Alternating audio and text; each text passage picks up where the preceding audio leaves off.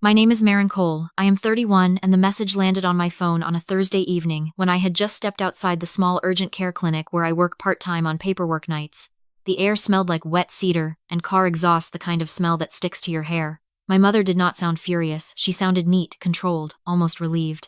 She wrote that I was not welcome anymore, that I should not contact them again, that they were moving forward without me. I stood in the parking lot staring at that screen, and I felt something in me go very still. Most people think a cutoff is supposed to be dramatic. They think it comes with screaming, slam doors, shaking hands. In my family, it came with a tidy sentence and a sense of moral superiority, like she was proud of herself for being decisive. I did not call her. I did not argue. I typed one word back, okay. Then I put my phone in my pocket and walked to my car like nothing had happened, because in that moment I understood something I should have understood years ago. She did not cut me off because I hurt her. She cut me off because I stopped being useful. My mother has always loved control dressed up as care. She is the type who brings soup when you are sick, but keeps a mental receipt, and later she reads it back to you as proof you owe her obedience. My father Trent hides behind silence and calls it peace. My younger sister Lila calls herself the fun one, the soft one, the one who just wants everyone to get along, but she has a talent for standing behind my mother's decisions and letting the heat hit me first. For most of my life, I was the buffer, the translator, the person who made things work when my mother demanded a world she could not afford. I do not work in real estate. I do not sell houses. I do not flip properties. I do not post dreamy renovations online. I work in county permitting and compliance, the boring side of life that keeps other people's dreams legal. I am the person who reads the rules people pretend do not exist. I handle short-term rental permits, septic records, easements, access corridors, and the kind of paperwork that becomes a nightmare when someone lies about it. My family never respected what I did, but they loved what it could do for them. They loved that I could call the right office, find the right record, fill the right form, and quietly erase their panic. The cabin is the reason this story happened. My grandmother Nora owns an old cabin outside town, a small place by a narrow lake road with moss on the roof and a porch that leans a little to the left. It is not a vacation fantasy cabin. It is a real one with a septic system that needs maintenance, a well that freezes in bad winters, and a private road that belongs to a patchwork of families who all act like they own it alone. When I was little, Nora used to take me there when my mother was too angry to be kind. She would make tea on the old stove and she would let the quiet do the healing. As I got older, she trusted me with the paperwork because she said I was the only one who read things carefully. So the folder lived with me, not a metaphorical folder. A real folder, thick and worn, full of permits, renewal notices, the septic report, the map of the private road, and the easement agreement that let the cabin cross a neighbor's strip of land to reach the lake access. My mother hated that. She said it was disrespectful that Nora trusted me, not her. Nora always smiled softly and said, "You are busy with your committees. Maren has time to keep me safe." My mother never forgave her for that. 2 weeks before the cutoff message, my mother had started pushing hard about selling the cabin. She said Nora needed better care, and the cabin was a burden, and it was time to stop clinging to old things. She said the cabin was worthless, and it was only sentimental junk that kept our family stuck. She said the money from the sale would pay for a nice place for Nora, and it would help my parents finally breathe. She said Lila deserved a fresh start too. She said a lot of things that sounded caring if you did not know how she used care as a costume. I did not argue about the idea of care. Nora needed help, that part was real. But I asked questions about the plan. I asked about what kind of facility they were choosing. I asked who would manage the funds. I asked what would happen if the cabin sale took longer than expected. My mother snapped that I was always suspicious. She accused me of treating family like criminals. She told me I had a cold heart because I cared more about documents than people. That was the beginning of the wedge she used to justify cutting me off. I should tell you why the cutoff message did not hurt the way she wanted it to. I have been slowly leaving that role for a long time. Every time she asked me to fix something, I fixed it, and each time she made it clear the fix was not a gift, it was my duty. When you live like that, you eventually notice the pattern. You notice that love only arrives when you are working. You notice that peace only exists when you are folding yourself smaller. You notice that you are always the one carrying the weight, and everyone else calls it family. So when she told me, "Do not contact us again," I believed her. I took her at her word, and I removed myself. The next morning, I did not wake up in tears. I woke up focused. I sat at my kitchen table, opened my laptop, and did exactly what my job trained me to do. I documented, I withdrew, I protected my name. First, I emailed the property escrow office that had been copied on a few earlier threads. I told them I was no longer an authorized point of contact for any transaction involving the cabin or my grandmother's funds. Then I emailed the title company and requested that any reliance on my prior involvement be removed from the chain. Then I changed the access to the shared cloud folder my mother had demanded we use, the one where she kept uploading glossy listing photos and voice notes about staging. I did not delete anything. I simply removed my permissions and locked the folder with a neutral message stating that access would require revalidation. Then I opened the real folder, Nora's folder, the one my mother always called dramatic. I checked the last permit renewal. I checked the septic schedule. I checked the easement agreement. I checked the note Nora had asked me to keep a year earlier, the one that said if anyone tries to rush a sale, slow it down and call the county. That note used to feel like paranoia. That morning, it felt like foresight. Around midday, my phone started buzzing. I let it buzz. Then again. My father called, then Lila, then my mother from a blocked number, then a number I did not recognize. I did not pick up. My mother told me not to contact them again, and I respected that boundary with a precision she was not used to. Silence is a mirror, and my mother hates mirrors. By the afternoon, an email appeared that made my pulse shift. It came from an escrow assistant named Jordan, and it was short, polite, and tense. Jordan asked if I could confirm the private road access documentation, and specifically asked if the easement terms had any restrictions that might affect a buyer's intended use. The email was not sent to my mother. It was sent to me like I was still the one holding the keys. That is when I realized the cutoff message was not a real cutoff. It was a pressure tactic. They wanted me to feel rejected, so I would crawl back and prove my loyalty. But they still needed my cooperation to make the sale clean. I stared at Jordan's email for a long minute, then I opened my call log. The number was climbing fast. My mother, my father, my sister, the realtor, the unknown number again. The same people who had no room for me last night suddenly needed me today. That is not love. That is dependency with a cruel mask. This is the moment where I want to ask you something, not as a performance but as a quiet check-in. If your family told you to never come back, then demanded your help the moment their deal stalled, would you answer? Or would you let the silence teach them first? I did not know what I would do until I was standing in it. Then I realized I was tired of being the part of their life they only noticed when it broke. I replied to Jordan with one sentence. I am not authorized to confirm any documents for this transaction. Please direct all questions to the seller. Then I forwarded the email to my personal case folder, and I saved the timestamp. The next day, the unknown number called again. I answered this time not because I felt guilty, but because I wanted to hear who thought they could pull me back with urgency. A man introduced himself as Caleb Hart, an attorney retained by my parents for the sale. His voice was smooth, practiced the kind of voice that tries to make pressure sound like partnership. He said he hoped I was well. He said he was calling to clear up a misunderstanding. He said timing was sensitive, and everyone wanted to avoid complications. I told him to speak plainly. He paused, then said the buyer was requesting confirmation regarding private road access and an easement, and there was a concern that the chain of documentation was incomplete without my written acknowledgement. He said my mother believed I had the files, and she believed I would want what was best for my grandmother. He said a signature would resolve the issue quickly and allow the closing to proceed. That word closing was the first real clue. They were already at the edge of the sale. They were already moving, and they were still using my name like a tool they could pick up whenever convenient. I told Caleb that I would communicate only in writing. He tried to soften his tone. He mentioned my grandmother's health. He mentioned how emotional this was for my mother. He suggested we could keep everything private. I told him privacy is what people request when they know public records will not favor them. Then I ended the call. That night I drove out to the cabin alone. I did not tell my family. I did not announce anything. I drove the winding road past tall trees and damp ditches, and when I reached the private road gate I parked and walked the rest of the way. The cabin sat quiet porch light off the lake dark behind it. I stood there and listened, and I realized the cabin was not just a building. It was a set of rights. It was access, it was boundaries, it was a legal relationship with the land around it. Back at home, I opened the county zoning map, the one my office uses when people request permits. I searched the parcel IDs near the cabin. Then I searched again for a recent application that matched the area. It took me less than an hour to find what my mother and sister did not know how to see. A developer had filed a preliminary inquiry for a small cluster of luxury builds behind the cabin property line. Not on the cabin land behind it. The only problem was access. The only reasonable access route was the private road that ran past Nora's cabin. Suddenly, Jordan's email made sense. The buyer did not care about the cabin's leaky porch or its old stove. The buyer cared about the road, the easement, and whether the cabin parcel could be used as a clean corridor for access rights. The next morning, I called Nora.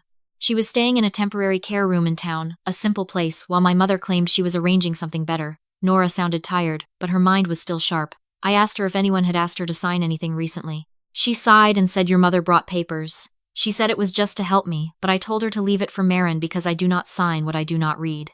Nora did not sound angry, she sounded sad. The way people sound when they finally accept their children are not safe with power. Then she told me something that made my throat tighten. A year earlier, after a neighbor dispute on the private road, Nora had signed a limited power authorization for me to manage permits and access agreements related to the cabin because she said I was the only one who would not trade her. Rights for speed. It was filed properly, it was in her folder, and it meant that any meaningful change to the easement conditions would require my involvement, not because I owned the cabin, but because Nora chose to protect herself through me. That was the twist my mother did not see coming. She thought cutting me off removed me. It did the opposite. It left her holding a deal that needed my signature more than it needed my forgiveness. Midday, my phone became a constant vibration. My father left a voicemail saying, "We need to talk, this is urgent." Lila texted that Mom is crying, "Please just help, this is for Grandma." My mother wrote that I was cruel, and that I would regret this, and that I was destroying the family over a petty fight. She forgot she started the fight. She forgot she told me not to contact them again. Or maybe she did not forget. Maybe she simply believed her words were only real when they benefited her. This is the part where I want to make one small promise to you. I am not going to turn this into a screaming match story. I did not win by being louder. I won by being exact. And if you like stories where quiet women do not argue, they just pull one file and end the game, you can subscribe to Mango and stay with me, because this is where the paperwork becomes a weapon. On the third day after the cutoff message, my mother finally showed up at my door. She did not knock politely. She knocked like she still owned access to my life. When I opened the door, she tried to step inside. I did not move back. My father stood behind her looking exhausted, and Lila stood to the side clutching her phone like it might save her from conflict. My mother started with the same script she always used. She said she had only said do not contact us again because she was emotional. She said I should not take things so literally. She said I was punishing them. She said Grandma needed care, and the cabin sale was the only way. She said I was making everything harder because I liked control. I listened then. I said one sentence. "You told me to not contact you again, and I respected your boundary. Now you are at my door because your sale needs my name." Her eyes narrowed. She asked what I meant. So I told her what I knew calmly, like I was reading a record. I told her the buyer was asking about road access. I told her there was a zoning inquiry behind the parcel. I told her the cabin was a corridor, not a cottage. I told her Nora had filed an authorization with me to manage access and permits. I told her any document submitted, implying my consent after she cut me off, would be treated as misrepresentation. My father flinched at that word. Lila's face went pale. My mother tried to laugh. She said I was being dramatic. She said the buyer just wanted to know where to park. Then she slipped. She said the realtor told her the road question was a technicality, and that it would be solved if I just confirmed the easement. She said it like she was annoyed at me for having power, not concerned about what they were actually selling. I asked her a simple thing. "Did you tell the buyer the easement was unrestricted?" She avoided the question. Lila answered by accident. She said we told them it was fine because you always handle the boring stuff anyway. There it was, the whole mechanism exposed in one sentence. They cut me off emotionally, but they kept me in their system practically because they assumed I would still do the boring work even while being discarded. I told them I would not sign anything, and I would not confirm anything verbally. I told them if the buyer wanted clarity, I would provide it the way the county requires through recorded notice and written statement. My mother's voice rose. She said, "You cannot do this to us." She said, "You are humiliating me." She said, "You are choosing paperwork over family." I looked at her and said, "You are choosing your image over Grandma and over truth, and I am done paying for that." They left without resolution, but the next morning my phone rang with a call from the realtor. Her name was Tessa, and she sounded like someone who had not slept. She said the buyer would walk if the road access issue was not resolved today. She said the title office was holding funds. She said my mother claimed I was cooperating. She asked if I could please just confirm the documents so everyone could move on. I told her the same thing I told Caleb. I will communicate only in writing. Then I asked her one question. Why is the buyer so focused on the road? Tessa hesitated, then admitted the buyer had mentioned future use, and she had assumed it was just talk. She said she did not know about any development behind the parcel. She said she was only representing the cabin sale. I told her to run the parcel map. I told her to check the zoning inquiry filed behind the cabin. I told her to look at who the buyer was connected to. Then I told her something that made her go silent. I told her if my name had been used to suggest authorization after I withdrew, she needed to protect herself too because title records do not care about family feelings. That afternoon I drove to the title office. Not to shout, not to plead, to place records on a desk and watch truth do its work. My mother and father were already there when I arrived, sitting stiffly in the lobby like people trying to look innocent. Lila stood near the water cooler, eyes swollen. Tessa was whispering into her phone. The buyer was not in the lobby, but his attorney was a man in a dark jacket, with a posture that said he expected compliance. When my mother saw me, she stood quickly and tried to take my arm like we were close. I stepped aside. I greeted the title officer, a woman named Erin, and I asked if we could speak privately for a moment. Erin looked relieved, like she had been waiting for the adult in the room. In the small conference room, Erin explained the issue in plain terms. The private road access and the easement terms needed confirmation because the buyer intended use could trigger restrictions, and the county file showed my name tied to prior permitting correspondence. Erin said she needed a written clarification from me that I was not authorized for the transaction, and that any implication of my consent was inaccurate. I told her I could do better than a clarification. I could provide a recorded notice. Then I pulled out Nora's folder. I did not slam it down. I set it on the table gently, and I opened it like it was a normal workday. Inside were the easement map, the maintenance agreement, the septic report, the short-term rental permit renewals, and the limited authorization Nora had filed naming me as her permitting and access representative. I slid the authorization toward Erin. I slid the easement agreement toward the buyer's attorney. Then, I slid a printed copy of my mother's cut-off message timestamp, the one that told me to never contact them again.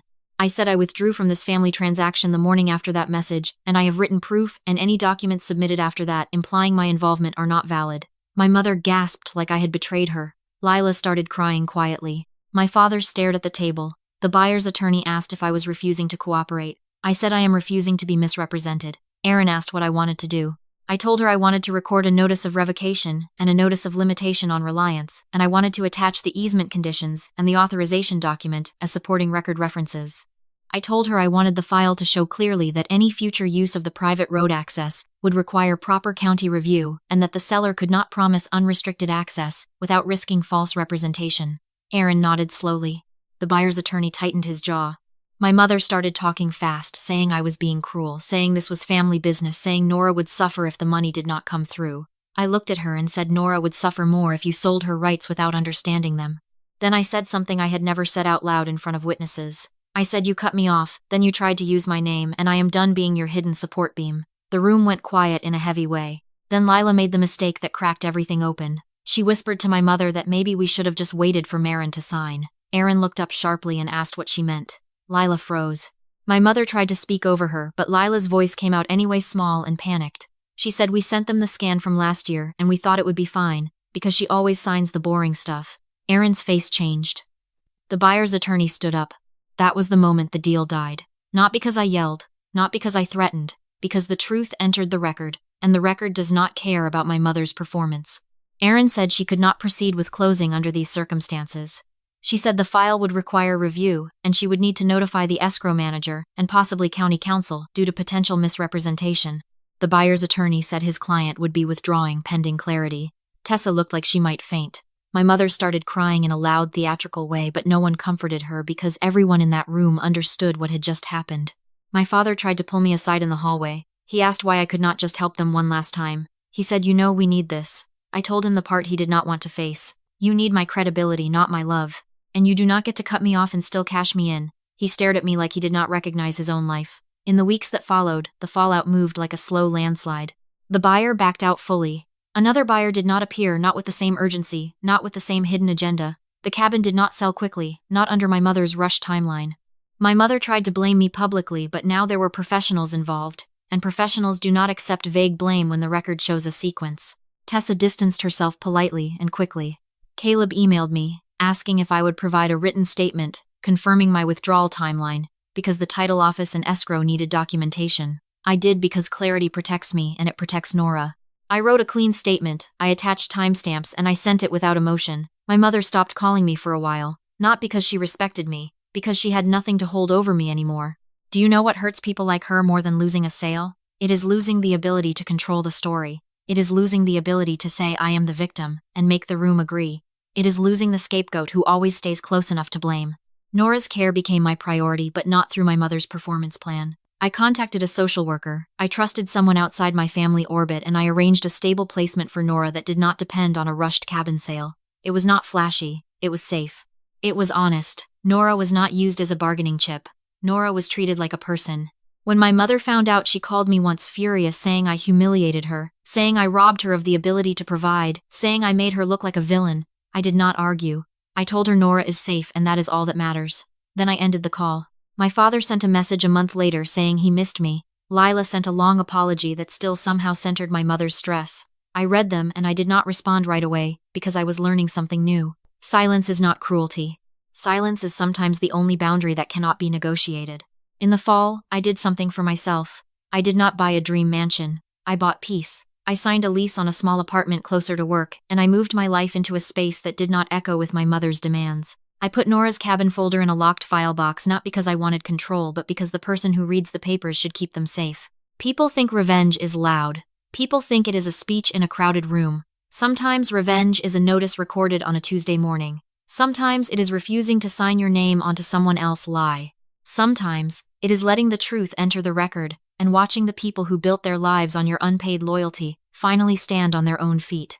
If your family ever tried to cut you off then begged for your signature 2 days later, I hope you remember this. You do not owe your labor to people who only love you when you are useful. If you want more stories like this told the way Mango tells them, you can subscribe and I will meet you in the next one.